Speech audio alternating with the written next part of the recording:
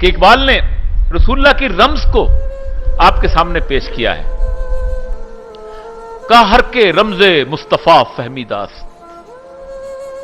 جس نے رسول اللہ صلی اللہ علیہ وسلم کی رمز کو پہچان لیا، شرک را در خوف مزمردی داس، اسے کسی دوسرے کا خوف بھی شرک لگتا ہے.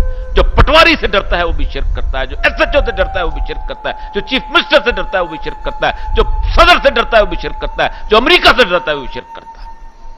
ہر کے رمز مصطفیٰ فہمی داس، ہر کے رمز مصطفیٰ فہمی داس، شرک را در خوف مزمردی داس. اور جب یہ شرک سے سینہ پاک ہوتا ہے تو پھر اقبال یہ دعویٰ کرتا ہے، گر دلم آئینہ بے جوہرست، اگر میرے دل کے آئینے میں کوئی جوہر نہیں ہے، گر بہر فم غیر قرآن مزمرست، اگر اس دل کے اندر قرآن کے علاوہ کوئی ایک لفظ بھی موجود ہے، ایک لفظ بھی موجود ہے، کوئی اور چیز موجود ہے، پردہ ناموس سے فکرم چاک کن، میرے پردہ ناموس جو بنا ہوا نا، بڑا شاعر بنا ہوا، چاک کر دے. ای خیاباں راز خارم پاک کن، اس پھولوں کے گلستان میں سے اس کانٹے کو نکال کے باہر پھینک دے. اور یہ دعویٰ کوئی شخص نہیں کر سکتا اس کو رسول اللہ صلی اللہ علیہ وسلم سے عشق کو، کہ روز محشر خار و رسوا کن مرا. اگر میرے دل میں قرآن کے علاوہ کوئی اور چیز موجود ہے، مجھے قیامت کے دن خار و رسوا کر دینا. بے نصیب از بوسائے پاک کن مرا، مجھے اپنے پاؤں کے بوسے سے محروم کر دینا. یہ عشق ہے. اسی لیے لوگوں کو شکوہ جو ہے وہ نظم لگتی ہے، مجھے شکوہ نعت لگتی ہے. مجھے جواب شکوہ وہ نعت لگتی ہے کہ اگر کوئی بھی شاعر ہو، پینٹر ہو، کوئی اور ایسا شخص جس نے کوئی افسانہ لکھا ہو، تو نظم کا بہاؤ آخری مصرے کی طرف لے کے آتا ہے، آخری مصرے کی طرف لے کے آتا ہے. نظم کا بہاؤ آپ کو بتاتا ہے کہ یہ فائنل ٹچز نے دیے. پینٹنگز جب آخری سٹروک لگاتا ہے پینٹر تو پینٹنگ جاگ اٹھتی ہے. افسانہ، پوری نظم اللہ تبارک و تعالیٰ جو ہے الہامی طور پہ اقبال کو بتاتے ہیں. کہیں کچھ کہ تم میں حوروں کا کوئی چاہنے والا بھی نہیں، تم تو سید بھی ہو، مرزا بھی ہو، افغان بھی ہو، یہ بتاؤ تو صحیح گرچہ مسلمان. فلو کہاں لے کے آتا ہے؟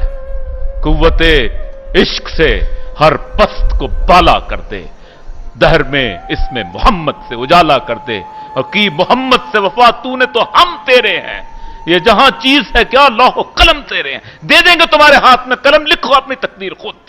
عشق تو کر کے دکھاؤ میرے رسول سے، عشق تو کر کے دکھاؤ میرے رسول سے.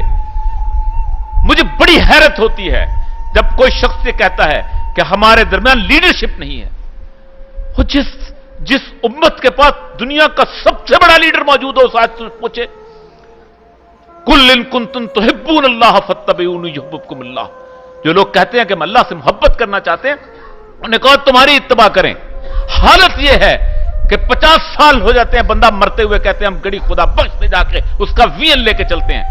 جس امت کے اندر منافقت اس لیول پہ ہو کہ رسول اللہ کے وین کے بجائے کسی اور قبرستان کا وین لے، وہ کیسے فرق آگے بڑھ سکتی ہے؟ ہمارا معاملہ یہ ہے کہ رسول اللہ کے اتباع کا مطلب ہوتا ہے کہ ہر معاملے میں اتباع.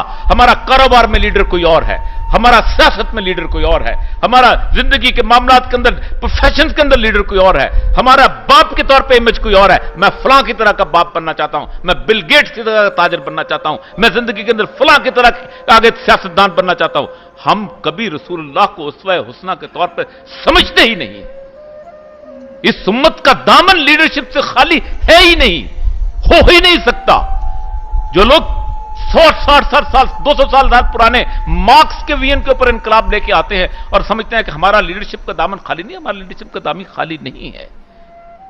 کہ محمد سے وفا تو نے تو ہم تیرے ہیں، یہ جہاں چیز ہے کیا لوح و قلم تیرے ہیں.